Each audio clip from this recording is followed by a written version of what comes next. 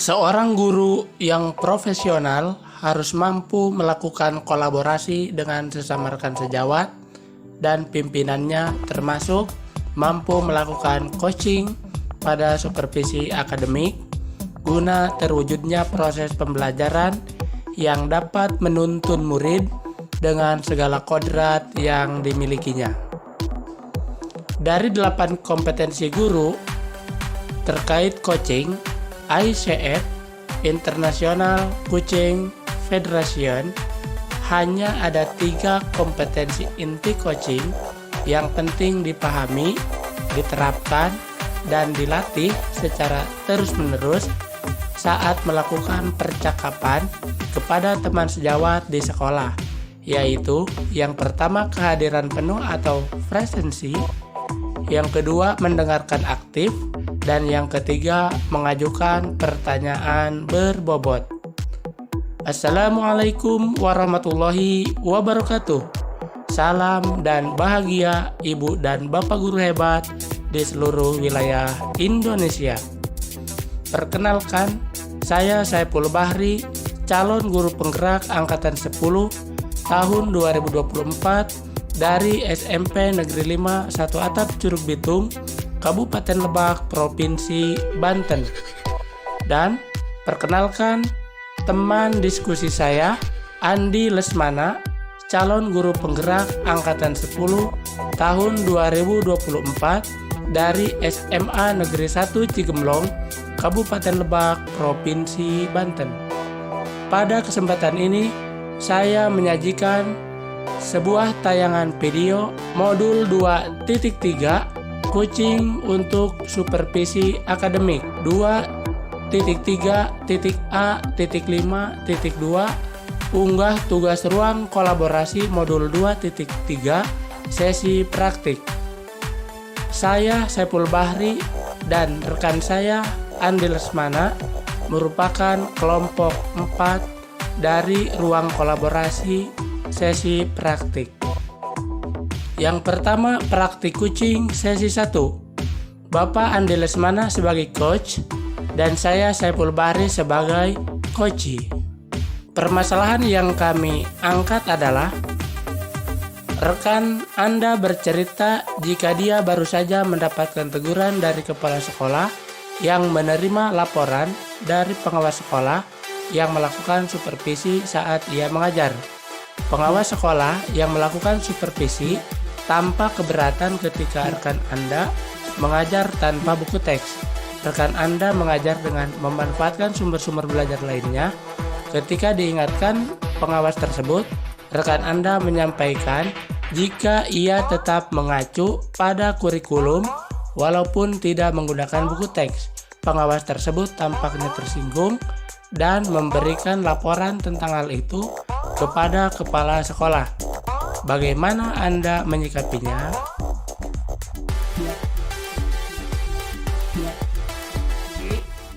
Boleh, Pak Andi, bolehkah saya meminta waktunya sebentar saja, 10-15 menit.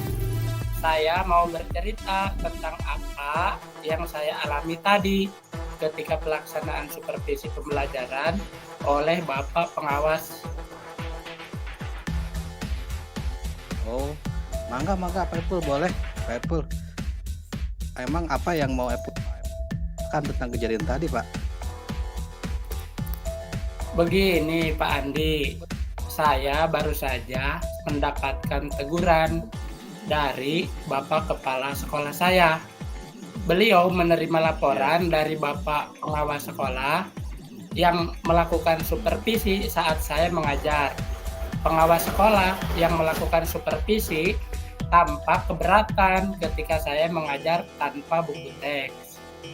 Walau saya mengajar tanpa buku teks, saya mengajar memanfaatkan sumber belajar lainnya yang relevan. Ketika diingatkan pengawas tersebut, saya menyampaikan jika saya tetap mengacu pada kurikulum walaupun tidak menggunakan buku teks. Pengawas tersebut tampaknya tersinggung dan memberikan laporan tentang hal itu kepada Bapak Kepala Sekolah. Gitu, Pak. Oh gitu ya Pak Epul. Kira-kira hambatan yang Pak Epul alami yang menyebabkan Pak Epul tidak menggunakan buku teks apa Pak kira-kira? Sebetulnya Pak Andi tidak ada hambatan sih, ya.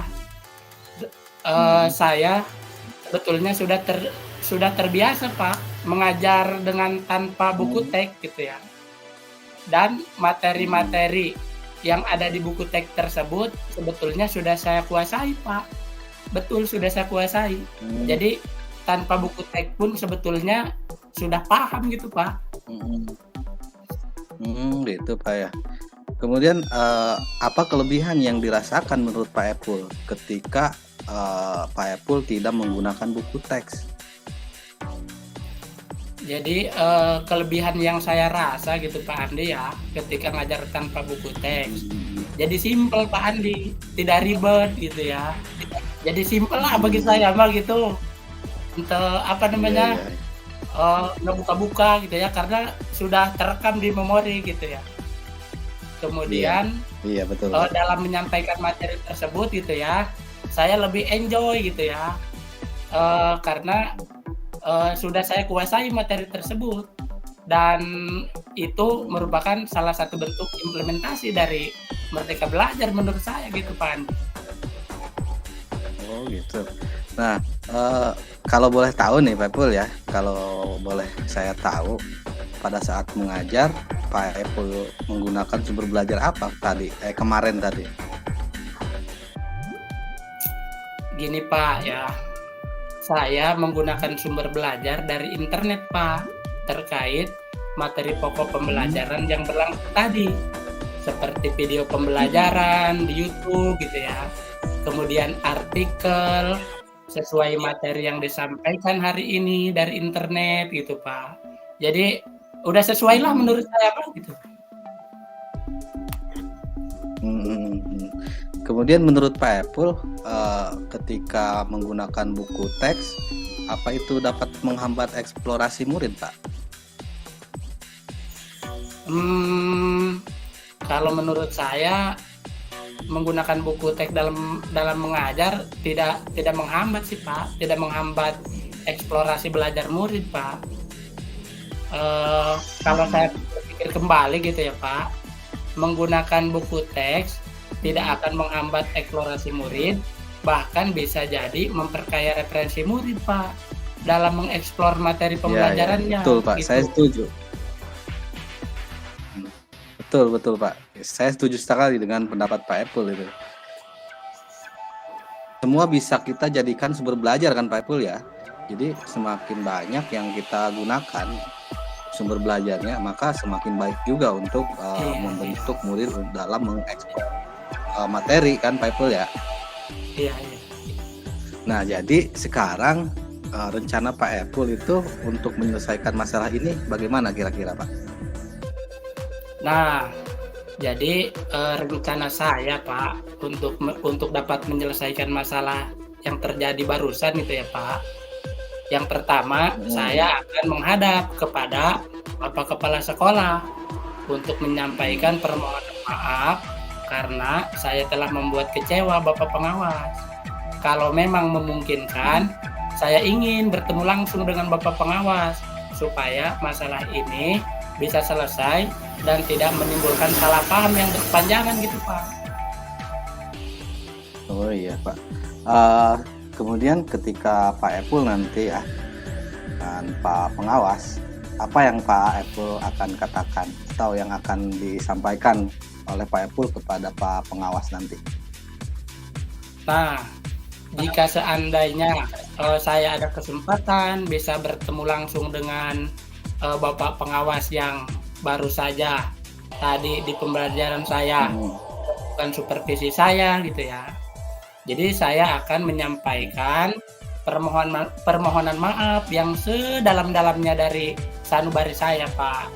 Dan saya akan mengatakan bahwa mengajar menggunakan banyak sumber belajar, diantaranya menggunakan buku teks, kemudian menggunakan internet, kemudian menggunakan video pembelajaran dengan tujuan supaya murid dapat mengeksplorasi materi pembelajaran yang merdeka gitu Pak.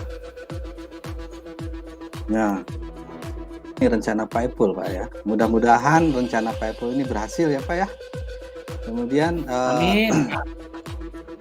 kemudian kira-kira apa komitmen Pak Ipul terhadap rencana itu? Nah, Pak Andi ya, untuk komitmen saya gitu ya.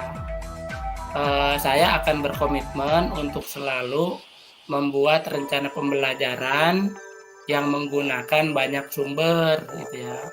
Jadi banyak sumber belajar untuk mengeksplorasi materi-materi sehingga murid-murid saya dapat menjalankan merdeka belajar. Dan saya akan membuat murid-murid saya senang dalam kegiatan eksplorasi materi tanpa ada unsur paksaan. Akan saya serahkan pemilihan sumber belajar tersebut pada murid-murid saya gitu Pak. Wah, bagus sekali itu Pak Ipul ya. Ya, saya sangat mendukung sekali dengan komitmen Pak Ipul tadi ya. Mudah-mudahan semua rencana yang Pak Ipul rencanakan itu bisa berjalan dengan lancar dan sesuai dengan harapan ya Pak Ipul ya. Ya. Amin Pak ya, amin. Mudah-mudahan lancar gitu Pak yang telah saya rencanakan gitu ya. Lancar. Kemudian saya dapat pemaaf dari Bapak pengawas gitu ya. Kemudian masalah tersebut cukup terjadi hanya hari ini saja, tidak berkepanjangan gitu ya Pak. Biar sayanya bisa berpikir lebih jernih lagi ke depannya. Dan kejadian itu terkait melakukan pembelajaran pada murid yang tanpa buku teks gitu ya. Mungkin saya akan jadikan sebagai pengalaman saja gitu ya. Mungkin bisa dikatakan gini Pak Andi ya. Mengajar tanpa buku teks mungkin kurang tepat mungkin gitu ya. Karena mau bagaimana murid gitu ya tanpa ada buku teks gitu ya. Mungkin betul, lebih baik lah, lebih mungkin mengajar dengan menggunakan buku teks tersebut di samping dengan adanya internet, di samping dengan adanya misalkan video atau misalkan referensi lain. Ya, terima kasih Pak Andi ya atas waktunya untuk sharing. Mudah-mudahan kita semua bisa menjadi yang selalu dirindukan oleh murid-murid kita ya. Amin. Amin ya Pak Ipul ya.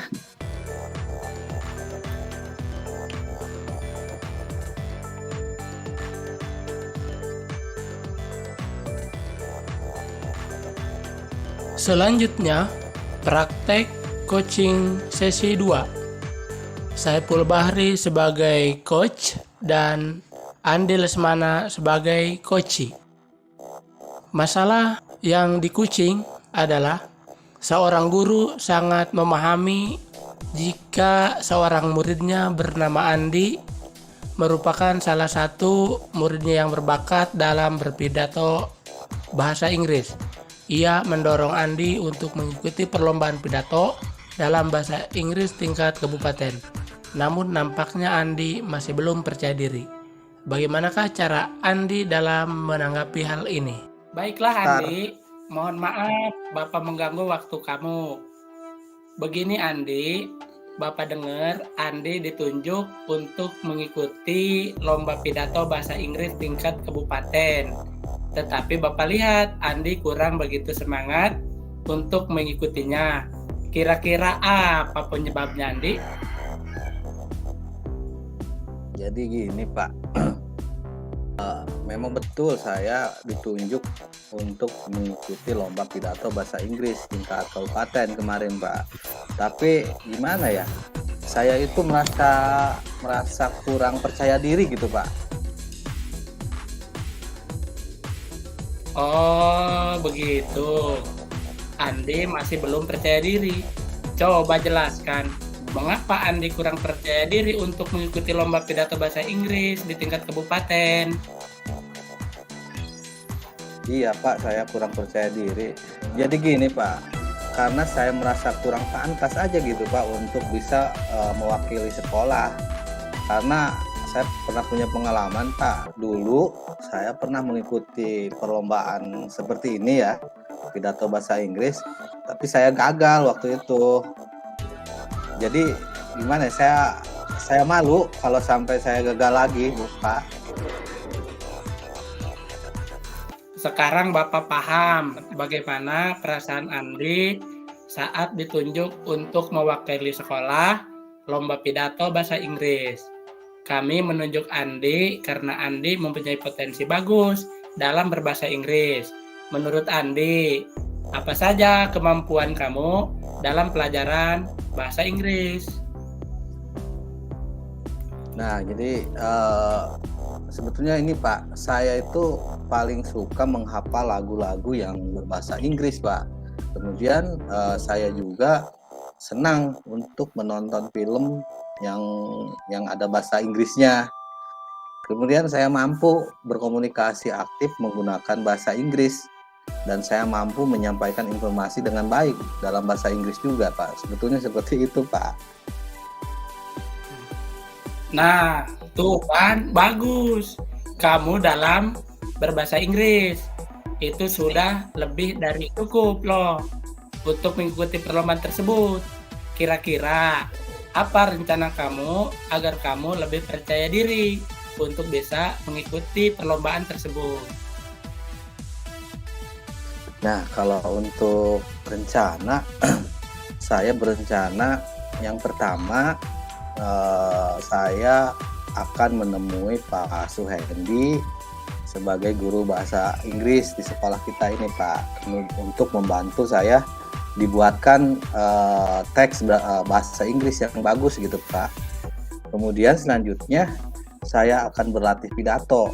Nah, saya akan berlatih di depan cermin gitu Pak, supaya saya lebih lebih percaya diri.